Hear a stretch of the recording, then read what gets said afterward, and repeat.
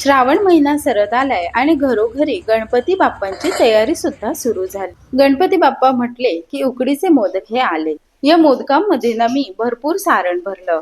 तर असे हे भरपूर सारण भरलेले लोण्यासारखे मऊसूत पांढरे शुभ्र मोदक बनवण्यासाठी काही टिप्स सुद्धा आपल्याला वापराव्या लागतील। सारण करताना किंवा उकड काढताना सुद्धा योग्य पद्धत वापरली म्हणजे भरपूर कळ्या असणारे हे मोदक आज जरी बनवले तरीही संध्याकाळपर्यंत एवढे छान मऊसूत राहतात। तर पहिली टिप म्हणजे आपण मोदकांसाठी जे सारण बनवणार आहोत ते फार चिकट किंवा अगदीच कोरडं होऊ नये यासाठी अगदी कोवळा नारळ किंवा सुकलेला नारळ वापरायचा नाही। या पद्धतीचं खोबरं किसून घ्यायचं। खोबरं किसल्यानंतर यासाठी आपल्याला गूळ सुद्धा लागणार आहे। गूळ खोबरं किसून झालं। आता गॅसवर एक जाडसर कढई ठेवायची। त्यामध्ये एक चमचा भरून तूप घेतलं। तूप चांगलं गरम झालं। आता यामध्ये एक वाटी भरून हे खोबरं घातलं। खोबरं सुरुवातीला चांगलं असं परतून घ्यायचं। यामध्ये बराचसा जो ओलसरपणा असतो तो कमी होतो। गॅस अगदीच कमी ठेवलाय आणि आता यामध्ये अर्धी वाटी गूळ घातलंय। गूळ घेताना ते बारीक असं चिरलेलं असावं। गूळ वितळू लागलं की सुरुवातीला थोडंसं चिकट दिसतं, पण जसजसं शिजू लागतं तसं हे सारण बघा छान असं कोरडं होत येतं। आता यामध्ये अर्धा चमचा भरून वेलची पूड आणि थोडेसे मनुके घातले। एक दोन वेळा परतून घेतलं आणि आपलं हे मस्त मऊ मोकळं असं गूळ खोबऱ्याचं सारण तयार आहे। आपल्याला जर मोदकाची पारी छान पांढरी शुभ्र हवी असेल तर पारी बनवताना वापरायची टीप म्हणजे फक्त पाण्याचा वापर न करता यामध्ये अर्धी वाटी पाणी आणि अर्धी वाटी दूध घ्यायचं। चांगली याला उकळी आली की यामध्ये अर्धा चमचा भरून तूप घातलं। सगळं चांगलं खळखळ असं उखळतंय। आता यामध्ये एक वाटी भरून तांदळाची पिठी घातली। गॅस बंद करायचा आणि अगदी भराभर हे सर्व असं मिसळून घ्यायचं। आता यावर झाकण ठेवायचं आणि 5-6 मिनिटे असंच ठेवू। यानंतर वरचे झाकण काढलंय बघा। पीठ अजूनही गरम आहे, पण गरम असतानाच हे मळून घ्यायचं। एखादा पेला किंवा मग तांब्या घ्यायचा आणि त्याच्या खालच्या बाजूने हे पीठ आपण मळून घेऊ।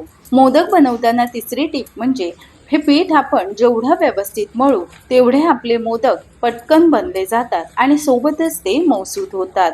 तर हे पीठ हाताने मी छान असं मळून घेतलं। आता यातील एक मध्यम आकाराचा गोळा घ्यायचा आणि पुन्हा तो पोळपाटावर असा मळून घ्यायचा। तांदळाच्या कोरड्या पिठामध्ये हा गोळा व्यवस्थित घोळून घेतला आणि अंगठा आणि त्याच्या बाजूच्या बोटाने छान अशी पारी बनवू। मोदकाची पारी आपण जेवढी पातळ बनवू तेवढा तो खाताना चविष्ट लागतो। त्यामुळे शक्य तेवढी पातळ अशी ही पारी बनवायची।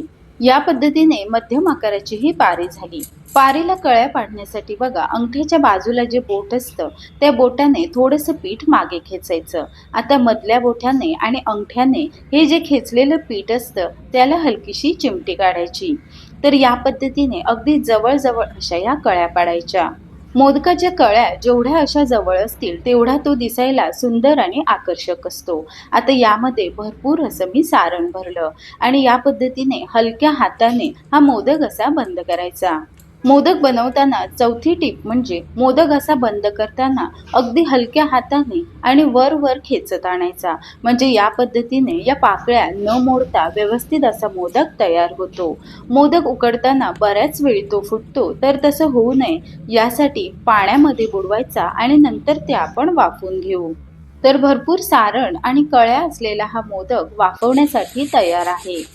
चाळणीवर केळीचं पान ठेवलंय आणि याला थोडंसं तूप लावलं।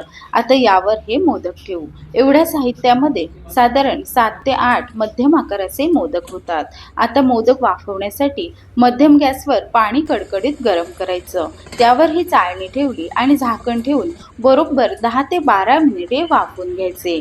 मोदक वाफवण्यासाठी 10 ते 12 मिनिटे पुरेशी आहेत आणि आपले बघा अगदी सुगंधित आणि पांढरे शुभ्र असे उकडीचे मोदक तयार आहेत। यामध्ये आपण भरपूर असे सारण भरलेलं तरी सुद्धा बघा एकही मोदक फाटलेला नाही।